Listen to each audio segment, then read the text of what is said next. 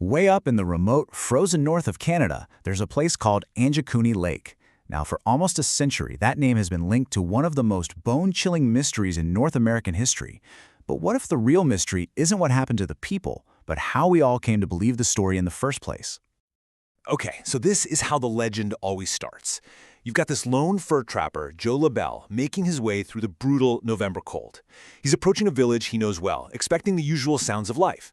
But instead, he finds this eerie, dead silence. Something is very, very wrong. He starts calling out names, but nothing. Just the wind. He walks through the camp, and that feeling of dread just gets heavier. Every single person, man, woman, and child, is gone. Not just out on a trip, vanished. And it's the little details, right? That's what makes this story so chilling. It's like everyone just blinked out of existence in the middle of whatever they were doing. Food was still in pots over cold fires. Sewing projects were left with needles still in the fabric. And maybe the most disturbing part, their rifles, essential for survival, were left leaning against the tents. And their sled dogs, they were found starved to death, still tied to their posts. This wasn't a planned trip. No way. So how many people are we talking about? Well, the number kind of changes depending on who's telling the story, but the classic version says it was around 30 people, an entire community just gone without leaving a single footprint in the fresh snow. And that's the big question, right? The one that's kept this story alive for decades. What in the world could make an entire village just vanish? Was it aliens? Some kind of paranormal event? Well, this is where the ghost story ends, and our deep dive begins.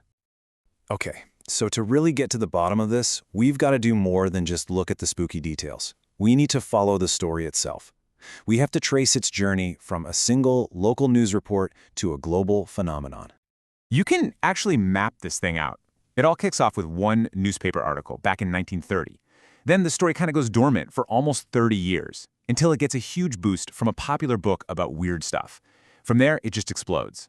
It gets picked up by magazines and especially by UFO writers. And each one adds their own little bit of spice to the tale. And here's the thing. With every retelling, the story didn't just get passed along, it grew. It got bigger, weirder, more elaborate. The details weren't just remembered, they were supercharged. And when I say it grew, I mean it really changed. Just look at this. The original article from 1930, it mentioned a village of maybe 25 people. Fast forward to the 1980s, and suddenly some versions are claiming it was up to 2,000 people. The original story mentioned a few dead dogs. Later versions had them mysteriously buried under 12 feet of snow. And brand new details, like UFOs and empty graves, were just invented and added to the mix. Okay, so this is absolutely the key takeaway here. The version of the story that's all over the internet, the one that gives you goosebumps, that is not the original story. Not even close. It's like a decades-long game of telephone. All right, but what about the officials? I mean, the Royal Canadian Mounted Police, the famous Mounties, they were supposed to be all over this, right? Let's switch gears and see what their records actually say. And, well, this quote from the RCMP's own historian pretty much sums it up. The very organization at the heart of the legend had a totally different take on it. They weren't just skeptical, they were basically like, you guys actually believe this stuff? Believe it or not, they actually did launch an investigation almost right away, back in January 1931. A Sergeant Nelson dug into the newspaper article, and when the report came back, hoo boy, the whole thing just crumbled. The supposed informant, Joe LaBelle, a real guy, but he was trapping somewhere else entirely. The journalist, Kelleher, yeah, he had a reputation for writing colorful stories. Even the photo in the article was just an old stock photo from the archives. There was zero official record of anything strange happening, period. So, what we have here is a textbook case of an urban legend. It's dramatic, it feels like it could be true, and it gets passed around as fact, changing a little bit with every person who tells it. I mean, when you put it side by side, the difference is just night and day, isn't it? On one side, you've got this incredible paranormal mystery, and on the other, you have a made-up newspaper story that was officially declared a hoax less than 2 months after it was printed. So there you have it, the official conclusion from the people on the ground. Not unsolved, not mysterious. The word they used was entirely fictitious. The case wasn't just left open, it was slammed shut as pure fiction. Okay, so if this whole thing was debunked way back in 1931, why is it still one of the most famous unsolved mysteries out there? That's the really interesting part. It's not just about the story, it's about how stories like this survive and thrive. You know, there's actually a pretty simple recipe for how this happens. First, you start with a story that's just too good to be true. Then, years later, someone rediscovers it and gives it a new audience.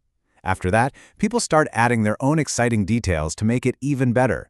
And finally, you throw it on the internet, where it can be shared millions of times and live forever as an unsolved mystery. And that really gets to the heart of it, doesn't it? We love a good mystery. We're drawn to these wild, unexplainable stories. But this is a perfect reminder that it always pays to be just a little bit skeptical, you know? To peel back the layers and see where the story actually came from. So when you boil it all down, the real mystery of Anjikuni Lake isn't about a vanishing village at all. It's a masterclass in how a legend is born and how it can take on a life of its own, completely separate from the truth. And that just makes you think, right, if a story that was proven to be fake almost 100 years ago can still be this popular today, how many other things that we hear, that we share, that we believe are built on nothing more than a good story?